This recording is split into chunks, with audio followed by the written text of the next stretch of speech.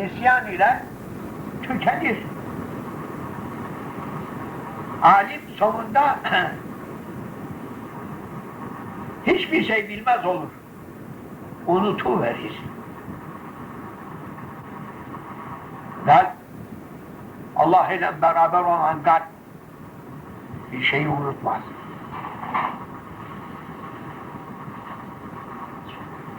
Onun için Allah-u Zülcelal alimleri nisyan, unutkanlıkla mahkum eder. Yine unutur. Bilmez o. Hiçbir şey bilmez o. Şeyh Efendi Hazretleri Sultan Evliya Şeyhimiz 100'ü tecavüz etmiş olduğu halde efendim o sabahtan akşama, akşamdan sabaha otursa tekrar etmeden bir mevzuu devam ettirir. Tafsilatıyla beraber, nakışlarıyla beraber, nükteleriyle beraber, hikmetleriyle beraber söyler. Hiç mani yok. Çünkü onun söylediği kalpten söyler. Dilden söyleyen adam unutur. O alim gelmiş, demiş ki ben sizden inabe almaya geldim diyor. Olur demiş. Peki ne gibi şartınız var diyor bize. İnabe etmek için diyor, bende bir şartım var dedi. Nedir demiş o alim. Şimdi diyor, gidersin berbere, saçını sakalını yolarsın. Hepsini. Ondan sonra bir torba ceviz alırsın ve o eskiden hısarlar vardı şehirlerin etrafında. Hısarın dışında da meydanlar olurdu. O dışarıda oynar çoluk çocuklar meydan yerde koştuğu cirit atar oynar. Oraya gidersin çocukların oynadığı yere, cevizi de böyle yanına torbayı da koysun diyor. Sonra böyle başını açıp çocuklar bakacak sana. Ey çocuklar, gelin buraya. Kim benim başıma bir şaplak atarsa bir ceviz, iki şaplak vurana iki ceviz, üç şaplak vurana üç ceviz deyip oturursun demiş. Malum. Nasıl iş bu demiş. Şeriat hilafında böyle şey mi olur? Nedir bu? Ben tarikat istiyorum. Sen bunu nasıl söylersin? Öyle tarikat mı olur? Benim tarikata giren adamlara şartım budur diyor. Kabul edersen buyur. Kabul etmedin ben tarikat veremem, inabe veremem demiş. Git. Şimdi orada Sultan-ı Arif'in hikmet ile yüklü zat onu söyler. Şimdi bazı teklifi mürşidin imtihan içindir. Hakikaten emredecek değil de teslimiyet menbaını yoklaydı onun. Çık odamdan geldiğini at dese, ikiletmeden oraya çıkmaya kalktığı vakitinde çıksın. Oraya çıktı da dur der. İstersen emrini dursun, görüntürür de efendim böyle göğüslerle o adam atamaz kendisini. Veya 3. derecede atsa efendim tüy gibi endirir aşağıya. Şeyleri yok.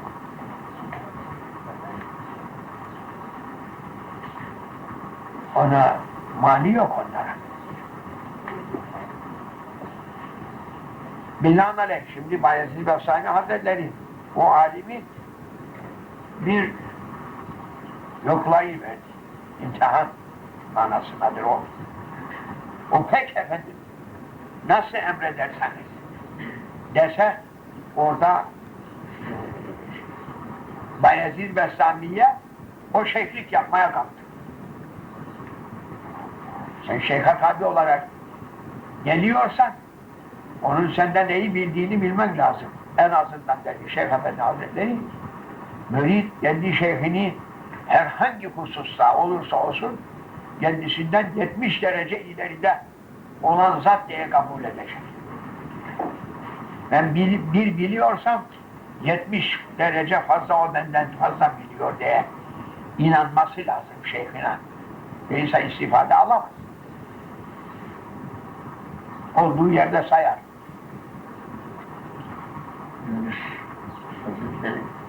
Teslimin ucunu tutup sözü uzatmayalım. İşte teslimin ucundan tutmasa yaramaz. Yaramaz. Binaenaleyh şimdi Nakşibendi tarikat-ı aliyesi bir hasta münevver sınıfa hitap eder. Onun için şimdi devlet reisi olur, Nakşibendi olur. Hükümet reisi olur, Nakşibendi olur. Padişah olur, sultan olur, Nakşibendi olur. Melik olur, Nakşibendi olur.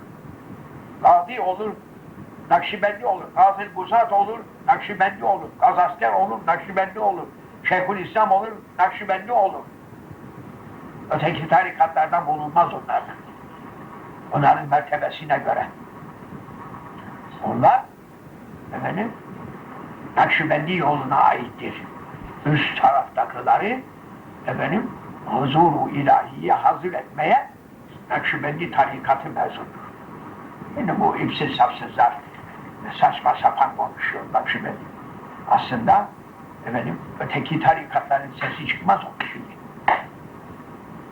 Öteki tarikatlar resmen durmuştur. Onların hiçbirinden işkillendikleri yoktur. Ne hükümetlerin, ne kendilerini büyük sayanların efendim onlardan işkillendikleri yoktur. İşkillenden mesele Nakşibendiliktendir. Çünkü hakikat üzerine şimdi yürüyen yoldur o. Ötekiler münderisedir. Görünmez hale geldi yollar. Çünkü ehil olan meşayih kalmadı. Nakşibendilerin içerisinde de ana yoldur giden tali yollar hepsi durmuş. Tali açılan yollar sağa sola altın silsilenin devamından da dışarıya açılmış olan yollar hepsi durmuştur. Sami Efendi Hazretleri'ninki de durdu. İskender Paşa İmamı Mehmet Kotku Efendi Hazretleri'nin yolu durmuştur.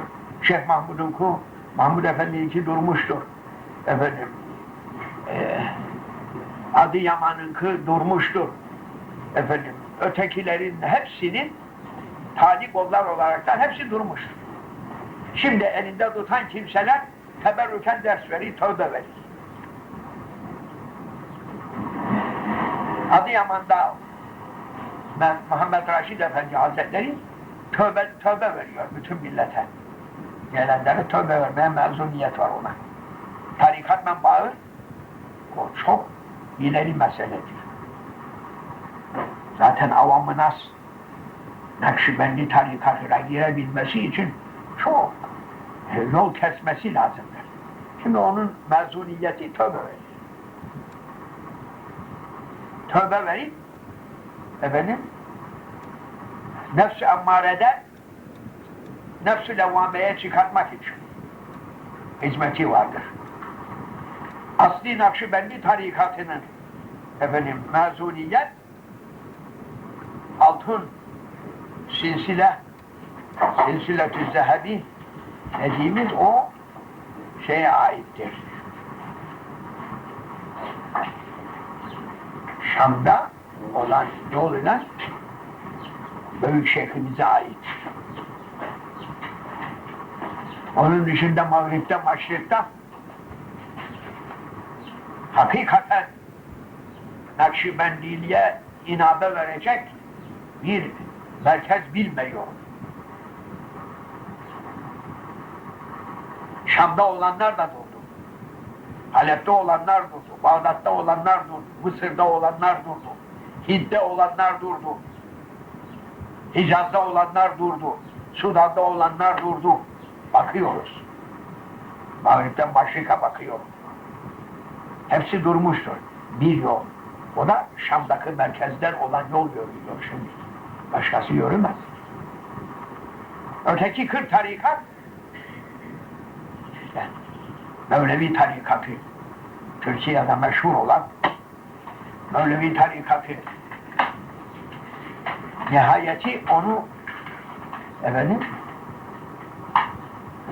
zahir suretini gösteriyorlar. Millet seyretsin diyerekten vakti zamanıyla böyleydi bu tarikat. O tarikat böyle döndüğü vakitinde hakikati olursa o dervişlerin dönüp kelebek gibi böyle yukarıda dönmeleri icap eder. Yer lüzum etmez. Çünkü o asli meşayihler, hakiki meşayihleri, Mevlevilerin hepsi döndüğü vakitinde muhakkak bir defa ayağa kalkmasa şekli dağılmazdı onlar. Hakiki olan şeyhlerin hepsinin sema halinde ayağı yerden kesilmesi lazım. Hakiki şeyhin. Yerde dönmez onlar. En azından böyle bir karış yerden yukarıdadır. Onların şeyi sema ederken milleti ürkütmesin diye. Yukarıda döner o. Ve dediğimiz gibi öteki tarikatlar şimdi bu zamandaki yükü çekemiyor. Onların şeyhleri efendim sureta bir resmi olarak da bir evrad-ı şerifelerinden okutuyorlar, veriyorlar. Men teşebbehe bi kavmin fehu minhum olaraktan. Teşebbüh yaparaktan. O fazileti alırlar. Ta efendim vaktin sahibi zuhur edinceye kadar.